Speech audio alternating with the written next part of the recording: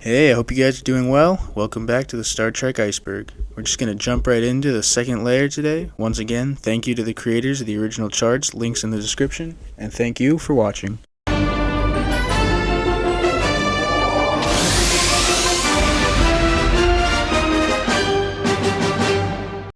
Celebrity cameos. Throughout the franchise, there have been many celebrity cameos, including Joan Collins, Stephen Hawking, Iggy Pop, Seth MacFarlane, and even the legend himself, future President Dwayne "The Rock" Johnson. He played a Pandari champion in the Voyager episode Sunkatsi. I don't really rewatch Voyager a lot, and I honestly completely forgot that The Rock was in Star Trek. Lucille Ball's role. Lucille Ball was an actress, comedian, and producer famous for the show I Love Lucy. She also was the owner of the Desilu production company, which helped produce the original series. Without her company, Star Trek never would have been made. She also famously saved the show after NBC rejected the original pilot, The Cage. Ball demanded that a second pilot be allowed because she liked the character of Number One and how a woman was in a command position. Unfortunately, NBC demanded that Number One did not appear in the second pilot. The Worf Effect.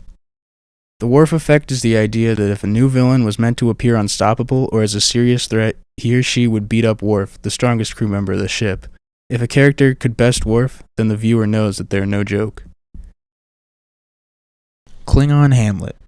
Klingons are as renowned for their love of poetry and fine arts as they are for their love of violence. Klingon Hamlet, also called the Tragedy of Camlet, is a Klingon translation of William Shakespeare's famous 17th century play Hamlet. Infinite diversity, infinite combinations. IDIC is a Vulcan philosophy that recognizes and celebrates the vast amount of variables in the universe. The symbol, which is a triangle over a circle, is very important to Vulcan culture. Mirror universe. The mirror universe is a parallel universe that is very similar to the mainline Star Trek universe, but the characters tend to be ultra-violent and super evil. The mirror universe first appeared in the original series episode Mirror Mirror. The universe has appeared in other series, most famously in DS9, where the universe is more fleshed out.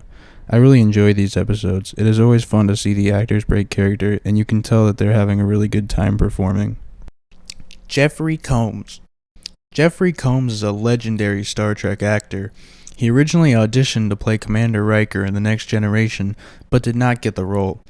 He returned to Star Trek in the Deep Space Nine episode Meridian, where he played the character Tyron. Since then, he has played fan-favorite characters like Liquidator Brunt, Weyun, and Shran. In total, he has played 8 characters throughout the multiple series. Double Axe Hand Chop. The Double Axe Hand Chop is one of the famous goofy fighting moves that is part of the martial arts some refer to as Shatner Fu. It has also been used by other characters, but Kirk is most famous for its use. The Riker Maneuver. The Riker Maneuver refers to the strange way Commander Riker sits down in The Next Generation. Riker would always approach the chair from behind and go over the back. I don't know why he does this, but it's very funny. Shaka When the Walls Fell. This entry refers to the Temerian species from the TNG episode Darmok. The species is only able to communicate in metaphor. Shaka When the Walls Fell is supposed to refer to a failure. Tuvix. Tuvix is a character from the Voyager episode of the same name. Tuvix was created when the transporter malfunctioned and combined Tuvok and Neelix with an orchid. Captain Janeway decides to revert Tuvix back to his original 2 characters, against his wishes. Many fans came to like Tuvix and felt that Janeway was unjustified in her actions and that she had murdered the character. Midnight's Edge. Midnight's Edge is a rather controversial Star Trek YouTuber. He mostly attributes the rather poor reception of the modern Trek shows to them being too woke. This is a bit ridiculous in my opinion, because Star Trek has always been woke. That's kind of the point of the show. I'm kind of tired of people coming up with random excuses to hate on the modern Trek. They aren't anywhere near the quality of TNG or Deep Space Nine, sure, but I think the hate that they get is a bit unwarranted and over-exaggerated. The Bell Riots. The Bell Riots are extremely important events in the history of the Star Trek universe. Seen in the Deep Space Nine episode Past Tense, the Bell Riots were started after people grew tired of sanctuary districts that essentially imprisoned homeless and unemployed citizens. In the episode, the leader of the riots, Gabriel Bell, was killed before they could begin. Captain Sisko was forced to take his part and lead the riots, which played a major role in the creation of the Federation. Barclay is an audience stand-in. Lieutenant Barclay is a recurring TNG character who is very different from his fellow crewmates. He's extremely shy and self-conscious, and only feels confident when he is alone in the holodeck. Some people believe that Barclay was made as a bit of a dig on the stereotypical Star Trek fans. There are 4 lights. This is a quote from the Next Generation episode Chain of Command. In the episode, the Cardassian Gul Madrid tortures Captain Picard and tries to make him say that there are 5 lights instead of 4. Gul Madrid wanted to show Picard that anyone was capable of being broken. Make it so. Make it so is a famous Picard quote. He often says the line when issuing commands to his crew. Make it so, number 1. Pon farr. Pon farr is the Vulcan mating ritual, first appearing in the original series episode Amok Time. Pon farr happens to Vulcans every 7 years. When going through Pon farr, Vulcans become super violent, and if they don't end up mating within 8 days, the Vulcan could die. All admirals are evil. This refers to the idea that the Starfleet admirals always seem to have really bad ideas or go against the often better judgment of the main characters. I personally don't believe that the admirals are evil. I think that their poor decisions are more of a result of their disconnect from the Starfleet officers who are on the front lines. Mycelial Network. The Mycelial Network is a subspace domain containing the roots of a fungus. The network led to the creation of the Spore Drive, a proposed alternative to the Warp Drive. Unlike Warp Drive, the Mycelial Network could also be used to travel to different dimensions. Get the cheese to sickbay. This is another meme. In the Voyager episode Learning Curve, a piece of cheese causes problems for the ship when bacteria in the cheese start attacking the gel packs that control many of the Voyager's systems. Yeah, Voyager can be pretty silly at times. Get the cheese to sickbay. The doctor should look at it as soon as possible. Trombones. In The Next Generation, Commander Riker plays the trombone. That's really all I can say about it. There's coffee in that nebula.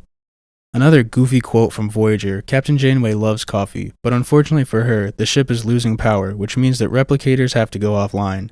They come across a nebula that could provide power to their ship, but it ends up disabling and damaging the Voyager.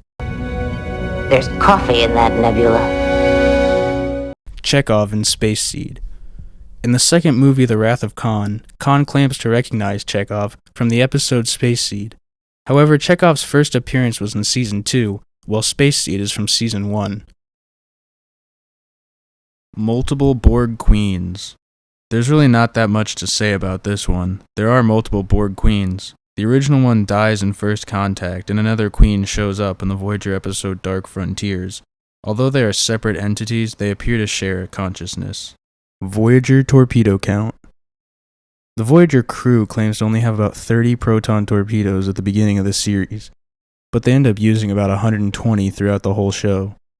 Yeah, I think Voyager could have been a lot cooler if it felt like they were actually stranded. Trelane Is A Q. Trelane is a godlike character from the original series episode The Squire of Gothos. Many people have compared Trelane's omnipotent abilities and mischievous manners to the Q's, and it is theorized that Trelane is a member of the Continuum. This would make sense as the character of Q was heavily inspired by Trelane. Galactic core unfeasibility. In Star Trek V, the Enterprise is somehow able to travel to the center of the galaxy, which is about 25,000 light-years away from Earth, about the same distance that the Voyager would have to travel to get to the closest Federation planet. So how did the Enterprise travel that distance in a short time, when it would presumably take the Voyager 70 years? Well, I mean, it's Star Trek V, should we really even try to question it? This has been part 2 of the Star Trek Iceberg. I want to thank you guys for watching, and thank you for the positive reaction that I've gotten to this series. It means so much to me to see your support. If you guys enjoyed the video, be sure to like and subscribe, and turn on notifications so you do not miss the next parts of this iceberg and other Star Trek comments. Thank you again, and I will see you next time.